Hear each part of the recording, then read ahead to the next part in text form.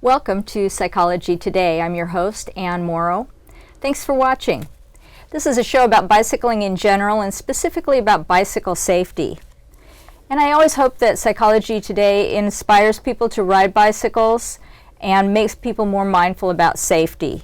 We try to celebrate those in our community that incorporate bicycling into careers or entrepreneurial endeavors, and those that encourage others to ride bikes or to be safer cyclists.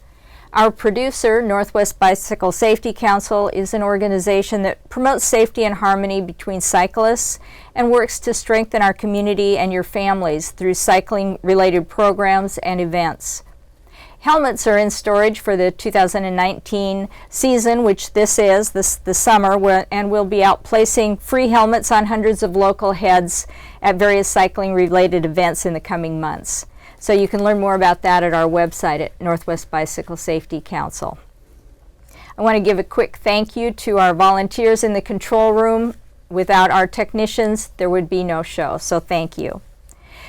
And our guest is an avid cyclist, and she'll share her passions and enthusiasms with us. Hopefully she won't lure us into yet another facet of cycling that will involve buying another bike. So let's meet Bridget Hildreth. Bridget, thank you. Thank you, Ann. And welcome to Psychology Today. So I always like to start with a little background from about my guests. So why don't you tell us a little bit about yourself, how you came to the Portland metro area and your non-cycling life, but I think that's kind of minuscule compared to your cycling life. They kind of integrate. All right. They work together. Okay. I came into bicycling first. I went from being a backcountry hiker and runner, and inherited in 1988 my significant other's prototype rock hopper. So early on the scene. Where I really picked up the mountain biking bug was when I moved to Reno. I was a new mother, and when I was there, I learned that I could spend less time getting into the wilderness or getting into the outback country by being on a bike. And mountain biking was very exciting at that time. It was kind of fresh on the scene. There was indeed a women's movement at the time, and whatever could get me into the mountains and into that level of challenge was incredibly enticing. In Reno, you can get up into Sierra Nevada, up to Lake Tahoe trails, the Plume trails. I was able to go to Washoe Valley, which is Franktown Road, and go basically behind where Greg LeMond lived, and ride all the way up to the Lake Tahoe Trail, the Rim Trail, which is, much to his benefit, a lot of how he got into the shape he did. So you could ride from 4,500 feet to above 8,000 feet. Oh yeah, that would be good training. Right. So let's see, other parts of the questions. Go ahead and repeat. Well, yeah. Well, I was going to start with your non-cycling. So tell us a little bit about non-cycling. What do you do in your workday or your... I'm a researcher, predominantly qualitative researcher. I do evaluations, work with digital tools for a school district across the bridge, Vancouver. And I love that work. I'm very much into data and data display and telling stories with data. I have actually an MFA in writing, and so it's kind of an interesting transition to work with data. But if you can, cycles of feedback, cycles of inquiry are very important to me. And when it comes to studying human beings in terms of social emotional learning and performance, it's very exciting. It's a tool we use. Where do you see the connect then with that part of you and the cycling? Absolutely. Cycling can be very much a biofeedback mechanism. Transitioning from our fears and getting over fears, or maybe not getting over fears, but becoming a collaborator with our fears, understanding them, definitely transitions into the real world. And that is something that our students have to deal with. Having resilience, right? Mountain biking teaches you to dust yourself off. Yeah, we'll get to that.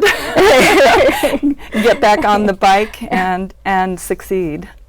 So you talked about your kind of introduction to mountain biking and living in an area at that time where it was relatively easy for you to experience that and improve and have a success, even while apparently raising a family. And so have you done any other kind of cycling, or are you just a mountain biker exclusively then? No, not exclusively, preferably. Okay. So in 2015, I actually was the all-around, OBRA gave me the all-around rider award. Okay. So I have definitely delved into road biking. Gravel bike riding when I first moved to Portland was extremely important to me and hooked me right away. Single speed cross riding, single speed mountain bike riding, and my latest foray has been into packing a chainsaw on my back on a pack bike. So pack biking is my most recent bike build and interest, and as well as using that chainsaw in tandem. Right. There's a method, there's a reason. Right. So I'm the type of person who has to be constantly evolving. Yeah. And I don't stay in one genre very long. Okay. But you've stayed at least somewhat in mountain biking, or at least that's the foundation of a lot of what you're doing. Absolutely. Mountain biking evolved kind of beyond me. I did step out of mountain biking while I was raising my son, going to school. Several years I did not bike, and came back to it, and it was a completely different sport. Suddenly there were disc brakes. The suspension was much more sophisticated, and I had a 1991 Breezer. And my peers were kind of going, Bridget, you got to step up to the new technology. I didn't want to because I loved that bike. And they were saying, you need to get a different bike to keep up with us. So mountain biking changed on me, in fact, and coming back to it in my 40s. Found that joy again, by all means. I did when I was at University of Nevada, Reno. I was asked to race road bikes for the team, and they gave me a big Schwinn, a big aluminum Schwinn to race at UC Davis. And I took first place in a crit, having never ridden in a crit before in my life, and took the bus back, and nobody would talk to me because I hadn't trained with them all year. So I wasn't inspired to get on a road bike again. I guess not. Right away. But I could understand their vantage. It's very much a strategy sport, and it is a team sport.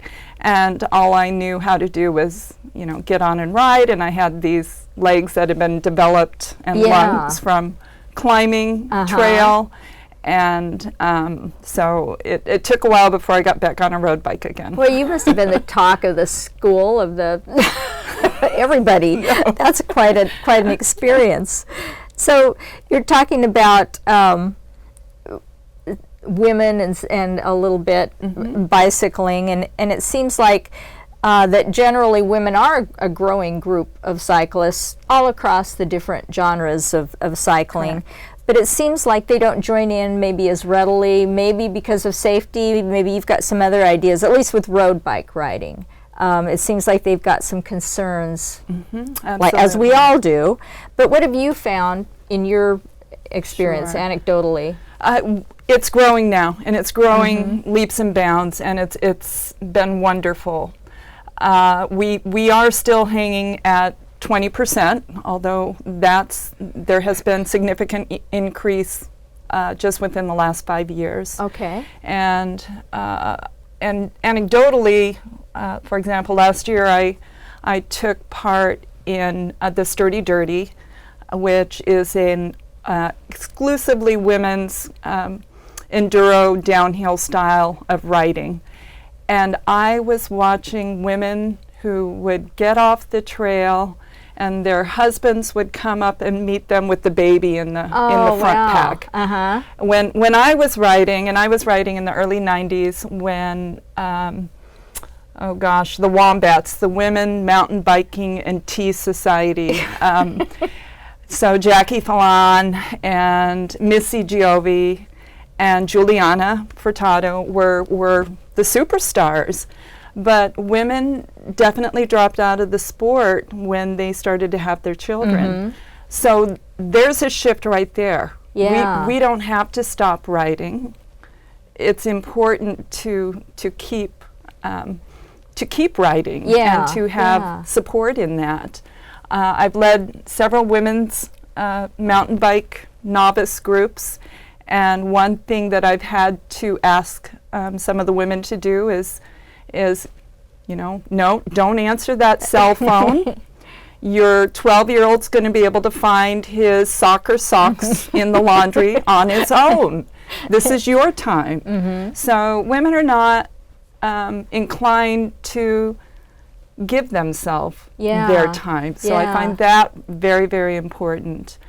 There's a wonderful writer in Ben, Lindsay Richter, and she's worked with women to the extent of it really is life transforming in what you can do to elevate above your fears. We are not men. Our bodies anatomically are not men's bodies. We ride very, very differently. Now, I was introduced to the sport and predominantly rode with men. Sure. But today we have women models, and I have, in fact, turned to those younger riders and have learned so much, even just within the last few years, how to be a better rider, because we are not men. And it is a different approach to riding, and that's very important. So it's growing because of it having been considered more of an extreme sport. That definitely causes folks to, back up and say, I can't get injured. If trails are difficult to get to, or you have to drive 45 minutes to an hour to get to a trailhead, women are less inclined to do that. They need to be closer to their home. So it's important to have trails relative to where you live. And so that's something that we need to think about as a community, really. And for the whole family. Right, and I see that with road biking too, that if you've got a family and a job and a house, you don't have hours and hours to drive out somewhere, do a ride, drive home. You just need a little, a quick little fix. So it needs to be quick and handy. And integrated into the community. And we have some incredible community models out there that have mountain biking embedded within the community in that regard. And playgrounds don't do it. You need to be out in the trees. You need to be in the dirt to reap the full benefits of those microbials out there that are going to keep you healthy. Right. That's what I keep hearing. Now, you just got back from vacation. I did. Saw, and so, kind of in tongue-in-cheek, did this involve any cycling? And tell us about that. Sure. We do live for our biking and our breaks, and I planned a reunion with my favorite trails that I spoke to before. I went to Carson City. Within the last 3 years, Carson has become a bicycle mecca of sorts. And they have an event called the Carson Off-Road. And it is on those flume trails that I used to ride 25 years ago. So it was very, very wonderful to be back on them. It was a 50-mile ride, a little bit more than, close to 7,000 feet. And absolutely glorious. It's changed some. I mean, it's a little bit more gentrified than it used to be, but it's still spectacular country. And so that was really nice to go back to my roots. I also went and did the Downeyville downhill, which I entered the race the second year it was in existence. So I was really surprised to go back into that country. It's the gold country on the Yuba River. Sierraville City and Downeyville. It used to be an old postal route with cross-country skis. Oh, wow. So between the two communities, and it is just superb. I mean, the diversity of trees from sequoia to the ponderosa pine to the cleanest waters you'll see. There has not been a fire in there in over 100 years. Lucky them. It's extremely clean. So the community really watches out after its gem. I found that no brake bumps in the trail for a downhill trail. It was just wonderful. It's only improved since I left. So unfortunately, I climbed 12 miles to the top to begin the downhill and crashed. I like to say I can't party and crash like I used to when I was 50. I didn't quite get back up on my bike. I injured my wrist and I injured my hip and then had to just carefully ride and walk out the 15 miles. So I'm looking forward to going back. Yes. But the injury, probably in keeping with your program in terms of safety. One thing that I did not do, and I usually do, is really check my bike. Really go through and check the headset. Most injuries can happen if that headset's loose or if your handlebars are loose. Those tend to be the worst injuries for both road biking and mountain biking. And the other thing that I think I did was take too much air out of my front tire. So we'll do that to add more tread, to get more footprint on the trail. And I think I took too much out. So it's really important, even if you are not much of a mechanic per se, to have a sense of what is going on mechanically with your bike, to know the right pounds of pressure that are going to be appropriate for the type of trail that you're on. And I was using my hands. I wasn't using a digital gauge to check my tire pressure. And I probably should have, and definitely should have checked my head tube on my bike, because it was hard to explain how I went down. I took a corner. I didn't overbrake. I just went down. But that's what happens. Right. Well, and good advice, and we always like to learn from somebody else's experiences rather than have to go through everything ourselves. Now, it seems like when you first got there too, didn't you have vertigo or something? I mean, you had quite a trip. I did. And that was something I've never had before. So I arrived and I prepared so that I would have a day prior to the Carson City off-road, because even 4,600 feet takes some getting used to. So I wanted to get a little bit acclimated in terms of the elevation. And I got struck with this very strange vertigo virus. And the room was spinning, like everybody says, but you don't know what that's really like until you experience it. And so for the whole ride, I was trying to keep myself from getting anaerobic because I didn't want to get dizzy. And it's something to also, it's hard to hold yourself back. Yeah. It's really hard to say, okay, maybe you've should be doing Just take it this, easy today. Right. So that, and oftentimes we push at work and we push very hard, and it isn't until we go on vacation that we do get sick, right? Yeah, yeah. That is when it's going to happen. A lot of times, you're right. Or when you get back. So that sounded like a lot of fun, and I'm really glad that you got to go down there. I hope you get to go again. Yes, me have, too. Have a different experience. Being able to ride the trail fully. Yeah, I think that was the worst part. It wasn't so much hurting on the trail. It was, oh my gosh, look at this. I really want to ride this. Yeah. So it's that. So back you go. Back I go, right. What about around here? What's a favorite ride or area you like to ride in right now? Right now, recently spent some time. I've been actually working on trail as much as riding.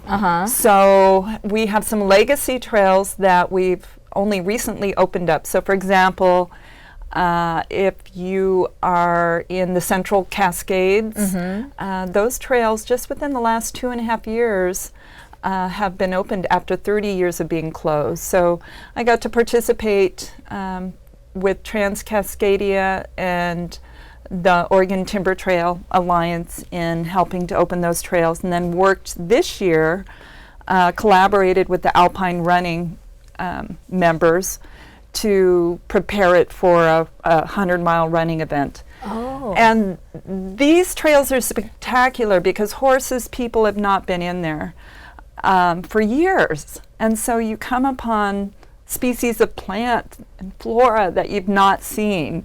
It's just completely pristine. Yeah. And other places recently logged out,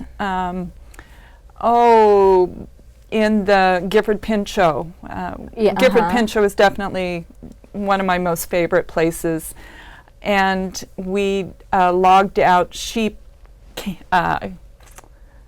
Camp, which is a lollipop trail that takes off from the Blue Lake Trailhead. And often folks will do nothing but Plains of Abraham. But there are so many other trails in the Gifford Pinchot and around St. Helens that are just as spectacular. Trans-Cascadia has opened some trails.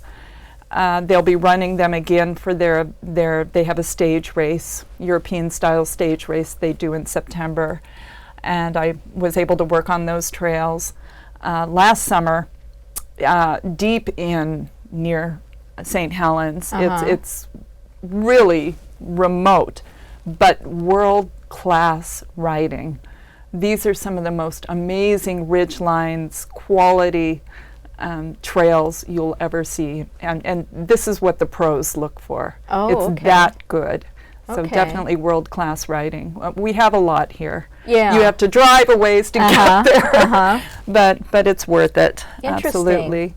And there are, to credit a couple, and you mentioned my other types of riding. When I first moved to Portland, I was definitely taken in by the younger generation of riders, and gravel riders in particular.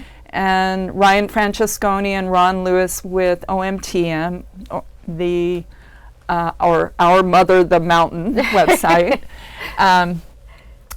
Ryan prepared for me once what he called the Pioneer 160, and it really ended up being a Pioneer 180, and that was a ride that I could take from my doorstep and up to Mount Hood and hop from trail to back road, and then take the Barlow Pioneer Trail back down and come home. And so we have some amazing route finders in this community, and it's like, opening up presents on Christmas, because you have these surprises along the way. So anything that they do tends to be, it's a gift to the community, really, the types of routes they're creating. And they tend to be mixed terrain, both trail and gravel and decommissioned logging roads.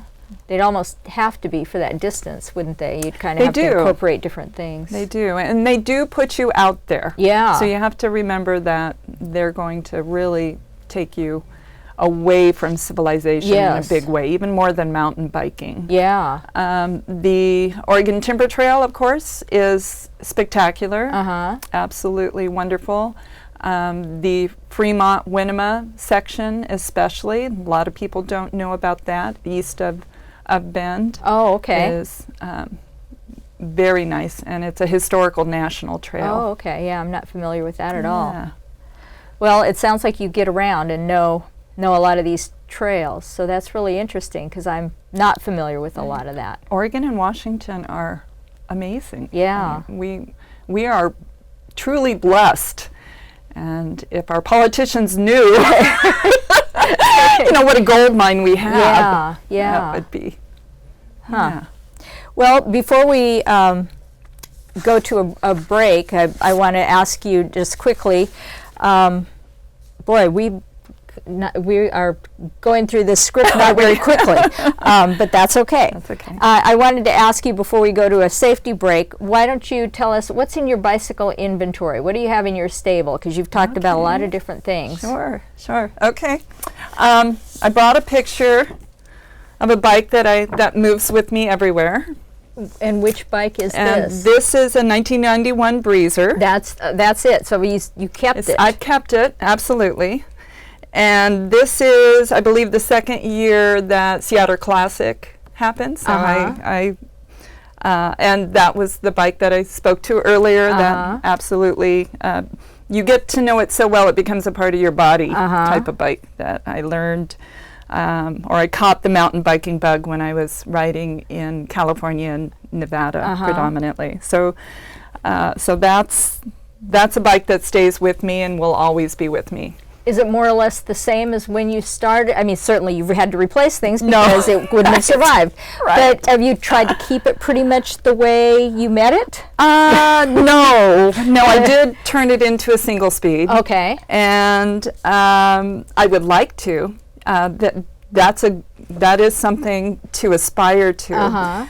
And I can tell you, like we raced with the Smoke and Dart tires back then. I would give anything to find a set of those again.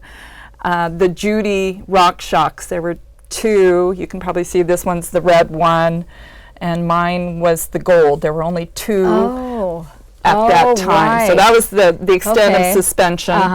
And I don't know how hard it would be to find that suspension again. So maybe that would be a project. That's the type of project I like, though. I would definitely enjoy that. And so let's see. Another bike that I have is one that is probably going to stay with me for years and years, much like this one, is a titanium Carver 420. And when I first bought it, I ran it. I bought the frame and built everything up. So it was a 29er and short suspension and a single speed bike. And then it transformed into a 160 suspension with 650 wheels and became like my big girl BMX bike.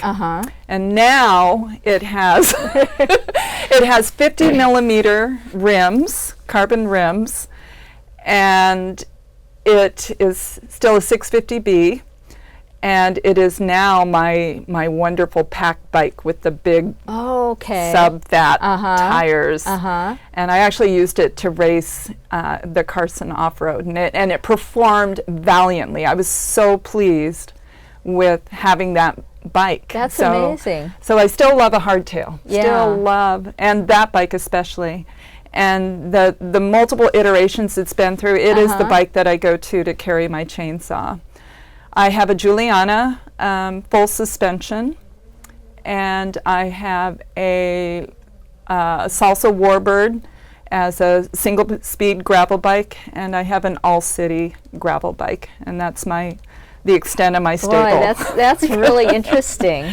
Really, different. Yours is unique for most of our guests. but I love it. Got to cover the expanse. You do. You've kind of got schizophrenic bikes too. They're multi-personalities. Right, they are. Well, let's go to a quick safety video, a video about bicycle safety, and then we'll return with more Psychology Today and talk more with Bridget and about more of what she does and what she needs a chainsaw for, and we'll try to talk a little bit more about mentoring too.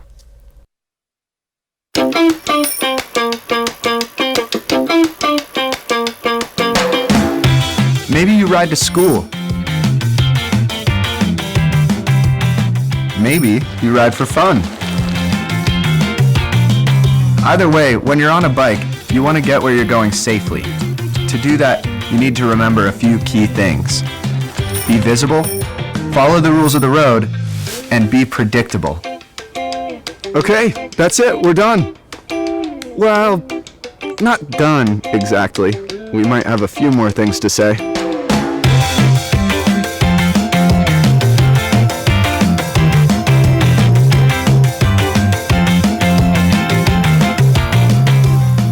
When we say be visible, what we mean is be easy to see. Drivers should be watching for you, and they are, but do your part. Make sure your bike is ready for riding, and that includes having working lights and reflectors.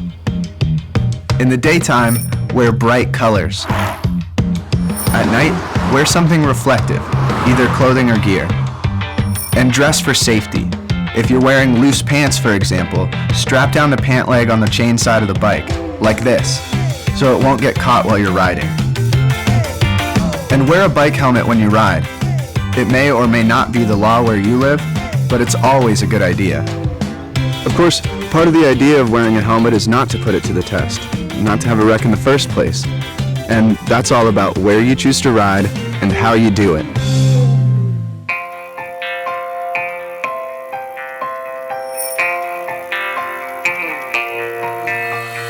Bikes are considered vehicles. So when you're riding a bike on the road, follow the same rules as car drivers do. Just like a driver, you need to look for and obey road signs and traffic signals. We're talking stop signs, yield signs, red lights, and so on. Keep to the right, but far enough from parked cars so you don't get clipped by a door that opens suddenly. Usually that's at least 3 feet.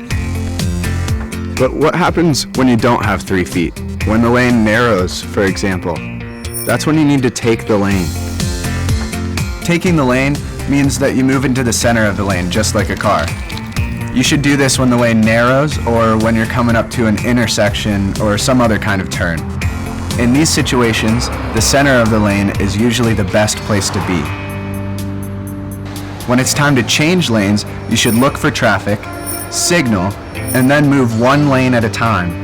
Traffic will always be changing, so it's important to look and signal each time you want to change lanes. Anytime you're uncomfortable with a traffic situation, you have choices. You can get off the bike and walk on the sidewalk. You can choose a different route, one that has bike lanes, or slower traffic. Or you can use a combination of bike and transit. But no matter where you're riding, a road or a trail, always watch out for people walking. Move out of their way, and let them know when you're about to pass them on the left. On your left.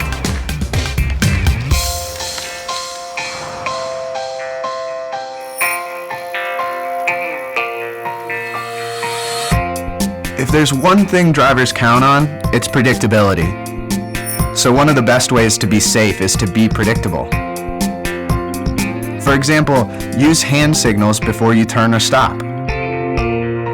Ride in the same direction the cars are going, with the flow of traffic, not against it. And don't assume that drivers will see you just because you see them. You already know this part, but we're gonna say it anyway. Put your phone away while you're riding. You don't want to be talking or texting because you need to be alert and paying attention to what you're doing. Same goes for earbuds or headphones. You need to hear what's going on around you, so leave them in your bag for later. Keep both hands on the handlebars unless you're signaling, and keep your eyes open for hazards, things like wet roads, gravel, debris, anything that can mess with your ride.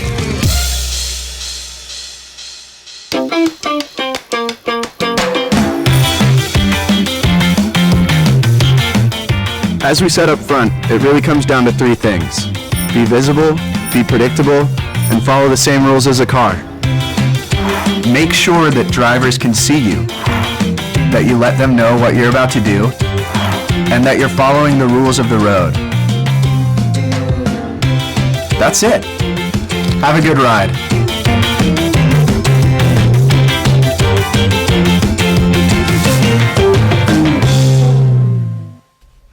Well, that's sure a great all-encompassing video about safety. A lot of good tips there, and I hope that you drew at least some little tidbit from that video that will make your ride safer. Before we get back with Bridget Hildreth, sorry, Bridget. We'll get back in just a moment, but I do want to encourage people to get out and ride, and there are a lot of bike clubs and meetup groups that have rides all year, so you can go on the internet and find those. Portland Wheelman Touring Club voted in April to change their name to Portland Bicycling Club. So if that word wheelman in their name was kind of off-putting to you, that obstacle is now off the table, and we've got that more inclusive Portland Bicycling Club. And we'll be rebranding and replacing that PWTC information as the months go by. And that's the club that I'm really involved in. So I'd like you to think about what rides you might want to participate in this year, and if your role is a little bit slower than the things that Bridget is talking about, maybe a little bit shorter, at least to start out, PBOT, Portland Bureau of Transportation, offers some really fun rides. Portland Bicycle, they offer rides in the evenings in July and August on Tuesdays and Wednesdays, and they just ride around the city of Portland, and they stop a lot. They're usually less than 10 miles long. Maybe there's art involved. I know this week they have food. They entice you out with food stops, really gourmet stuff, yeah. So that's one option, just to have a good time on a bike in a city. Pretty cool. And then you can also reach out to the groups, as I mentioned, and bike shops for information about the types of riding that you're thinking about. There's a lot of enthusiastic cyclists in those shops that would love to share their knowledge with you. As I said, I'm really involved with PWTC, but now, excuse me, Portland Bicycling Club. So you can go to portlandbicyclingclub.com and look at their schedule and look for rides that sound fun and doable. And we even have some family rides this summer. And STP, as this airs live, STP is the middle of July. So we're looking at that, where there's 8,000 cyclists riding their bicycle from Seattle to Portland over the course of the weekend. And a little late to set that on your calendar right now, but it's not too soon to think about that for next year. It really isn't. To set that as a goal and then start setting smaller goals so that you reach that level of experience by next year and you're ready to sign up and do that ride. It's just something on a lot of people's bucket lists. And then Saturday, July 27th is RAC, Ride Around Clark County. So that's Vancouver Bicycling Club's big event ride. And they have a shorter family ride and an easier loop out around Lacamas Lake from Pearson Airport. So they have, and plus a full century that goes up into North Clark County, which involves climbing, to be sure. But something for everyone there. Whatever you do, I encourage you to be wearing a properly fitted helmet so that your brain is safe. So let's get back to Bridget. And I wanted to talk about mentoring. You talked a little bit about women being involved and reaching out to women. And who mentored you then? So in the beginning, it was, I have to admit, it was predominantly men that I was riding with. And when I was in Reno, Randy Collins of College Cyclery was the person who was able to put up with me when I, threw my bike after dropping off a bridge, or taught me to bring super glue for the deep flesh wounds. And, also taught me how to change a tire in less than 4 minutes or balance my wheels. So I have to acknowledge that I did come from an environment that was predominantly men, because that was who was riding. Today, it's definitely the young women who are my mentors, and it's very easy for me to say that because my jaw drops when I see some of these young women doing what they're doing. One of my biggest mentors right now is a 16-year-old, and her name is Sasha Knight, and she is just a phenom. She's in Battleground, and she's, musicians often say practice doesn't make perfect practice makes perfect. And she is about precision. I mean, she's having fun, but through the winter she'll be at the lumber yard and perfecting. And so it's been wonderful to watch this young person bloom with such grace and such finesse. She moves down the trail like no other. I know she's also gotten some training from Elaine Both, some other local women in the area who are also just spectacular writers. And other folks that have influenced me would be, because I have taken up chainsawing, would be Ben McCormick and Nathan Freshen. And they are highly skilled in orchestrating an event, gathering folks to do trail builds, because for mountain biking, it's not just the riding. You have to contribute to making sure that trail is available and healthy, and opening it up when there is a tough winter. And so those gentlemen have are really the force behind Oregon Timber Trail Alliance and the force behind Trans-Cascadia when it means organizing folks and getting a work crew through. Plus when the racers are doing their thing for Trans-Cascadia, it's no small feat that they're moving these racers from campsite to campsite with water trucks, with a full-on chef-delivered meals, setting up their tents. These racers pay top dollar, and so they get taken care of in the backwoods by these two very proficient men. And I have to say that they are not in the bicycle industry like me. They work full-time jobs, very responsible, hard jobs. So they're doing this really on their own time. Wow. So I have deep admiration for those two. Well, and I certainly wanted to talk about encouraging women to ride, because we acknowledge that the percentages aren't there that we'd like to see. We want everybody to try this if they want to. And so certainly you think, well, women mentors, but I think it's important to bring out that there's a lot of great guys out there that just want you to succeed. They want you to have fun. They have no ill motives at all. They'll help you. They might be a little cautious because they don't want to step on your toes and insult you like you don't know how to change a tire or whatever. But they'll help you if you say, "Hey, I'm in a jam here." Absolutely. So it's just good to know. Absolutely. And I think we're coming to a place where we don't think, for the first time I got to spend riding with a dear friend, John Dendiak, who's very active as a father in Northwest Trail Alliance, helping to get more fathers and children together out for rides. And the best thing about that was I'd never gone out riding with somebody. He's the primary caretaker of his two young boys. His wife is a physician. And so it was like, yes, I finally get to mentor a man about what it's like to your responsibility with the children. This is your time, because we don't have those specific roles anymore, right? Or we have a community that's moving towards that realm of it's okay.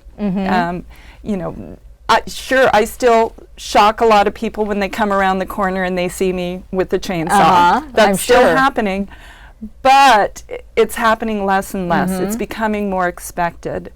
And I have a woman who continues to inspire me, a young lady named Amy Lee Coleman. And Amy has 3 daughters, beautiful, well-educated daughters, and she owns her own business.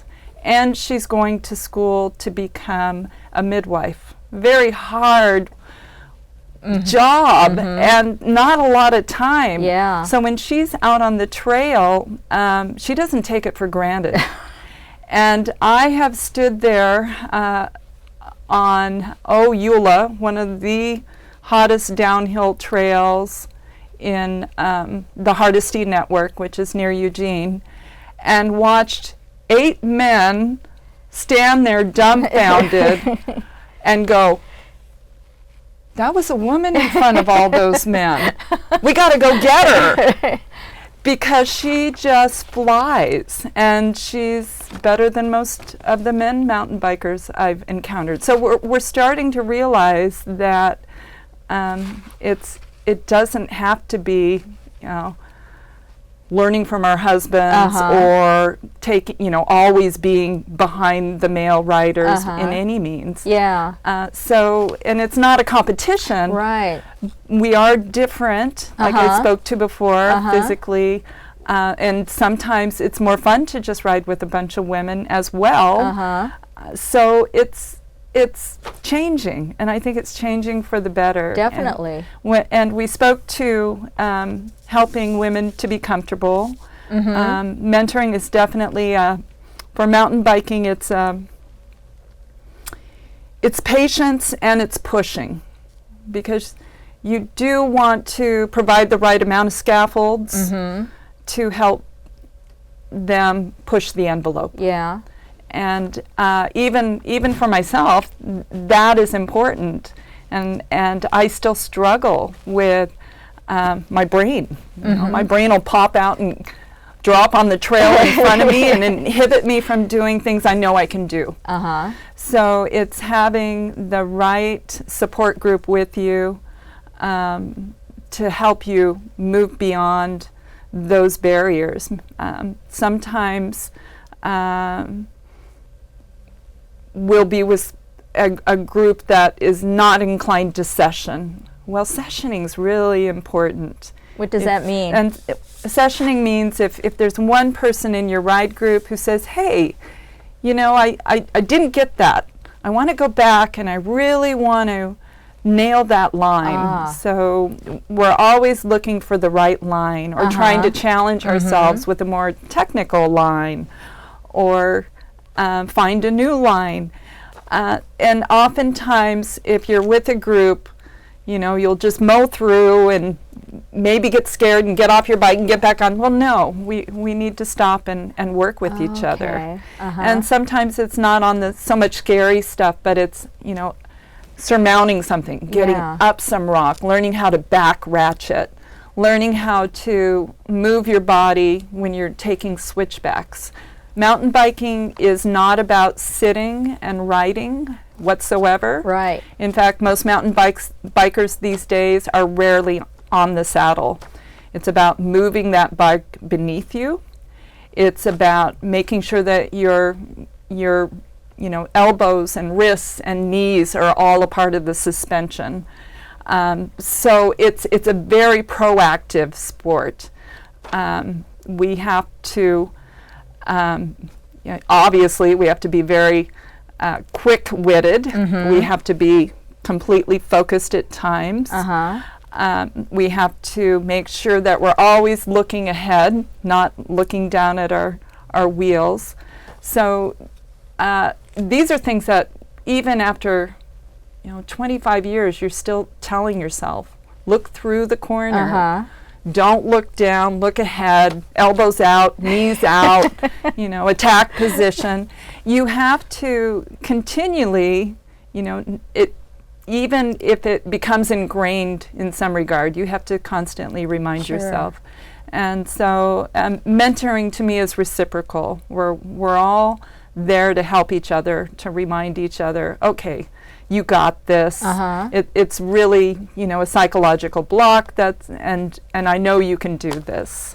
Nice. Yeah. I like the idea that you are mentoring, not competing, not trying to keep people out or that they might somehow surpass you and your abilities. You're just Absolutely. all for one and one for all. Absolutely. Nice. No matter what your level, skill.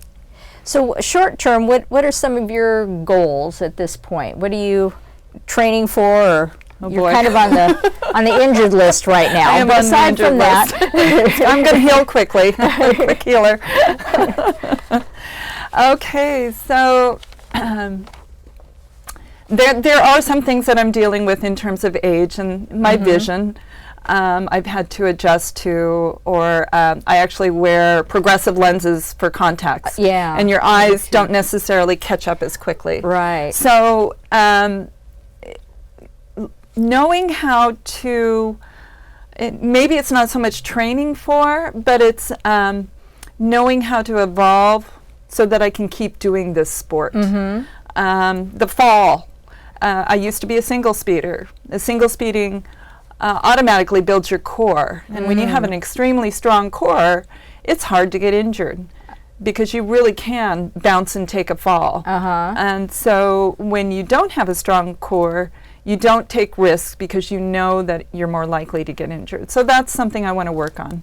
I've been working with a wonderful group of trainers who are helping me with what they call functional fitness.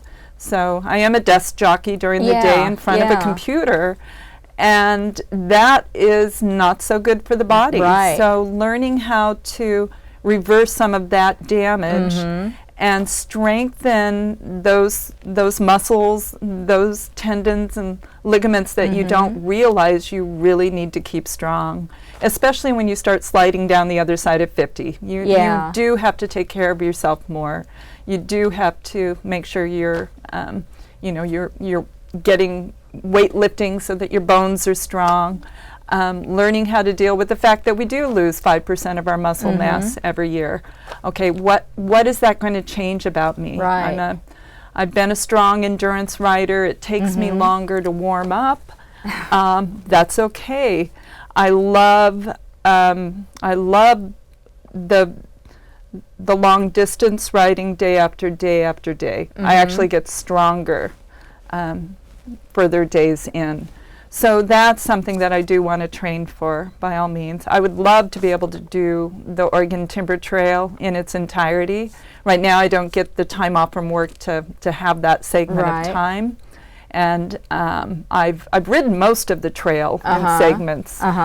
But to be able to do it start to finish would certainly be a goal of mine. Yes, but maybe not so much training for something, but getting used to who I am now and integrating that into the writer I'm going to be. And it's not all sadness and bad news when you get older by any means. And I did some experimenting with my diet and with this functional fitness. And so I was able to carry, a chainsaw and a pack, which is well over 45 pounds, on my bike on the Wilson River Trail for 9 miles. Wow. That is no small feat. Yeah. So I'm pretty excited about this new level of strength that I can work with. I'm not the fast racer anymore. I don't need to be. No. Because I'm just as thrilled about leveling up my chainsaw skills. I know you laugh, but it's true. It is. And you'll find that with other mountain bikers who have embraced it as part of the mix, right? So it's just a new iteration on the type of rider that I am. And the gratification of opening up trail for others. I mean, that's really the biggest high you can have. I can see where that would be true, that giving to others. Right. So we're just about out of time. What could you say to encourage others to join in? Because some of us will never be at the skill level that you are, and so I assume that there's easier mountain biking to do. Absolutely. And historically, it doesn't matter what skill level you are. I tend to join the groups and tend to take the position of being with the most novice rider. That's where I like to be. And so we have Lacamas Trails. Nancy Hopkins has been taking out new riders, and that's a wonderful beginner network. Absolutely gorgeous, and it's in Camas. And the community is blessed to have such a beautiful little network immediate to town with waterfalls and gorgeous beginner trails. Yeah. And we have the Evergreen Mountain Bike Alliance, and I encourage folks to get a hold of Kat Placos, who has recently earned her mountain biking training coaching certification, and she is taking women out for free as well to go out and learn trail. The Evergreen Trail Alliance provided that to her for free so that we can get more women involved in the club. We've been working very closely with Northwest Trail Alliance, and Lori Sills is an amazing woman who is also just, again, another person who she actually has to commute to Salem most days. But what she gives to the community, and especially women in terms of time and experience on the trail, you keep your eye on these organizations. There is a growing and strong women's movement constantly gathering women for rides. Last year, I believe we had 27 women show up at Lacamas for a ride. Oh, that's great to hear. Yeah, and I haven't been as invested until trying to get this Carson City off-road under my belt. Well, but thank you. Thank you very much, Bridget. So that was really interesting about mountain biking, and I know I learned a lot. I hope you did too. And that's our show for now, and I hope that Bridget inspired you. I know that she did inspire me, and I'll dust off the old, I don't have to buy a new bike, I have an old mountain bike. There we go. So again, that's the purpose of our show, is to inspire and to encourage you to be safe. And Northwest Bicycle Safety Council does promote safe riding and wearing a helmet, whatever kind of riding you're doing. So join us at Portland Bicycle Club, and I know that Bridget gave you a lot of information and different resources to look into mountain bike riding. And although she's very proficient, I'm sure that you can go have some fun too at your own speed, at your own rate. There's lots of nice trails around Portland. So I hope that to see you out on the road and set some goals and get out there and ride. Just a quick safety tip, don't overlap wheels when you're riding. I don't know if that's true with mountain biking, but it wouldn't be wise. But if you're on a road bike, don't overlap your wheels, because that could result in a crash, and you might be getting carted off in the ambulance. So be really careful about that. Stay back a little bit. And also a quick warning, one of our club members hit a post lately. So watch out for those little posts that are supposed to keep the cars off the trail. And so don't hit those with your pedal or your bike. Thanks for joining us.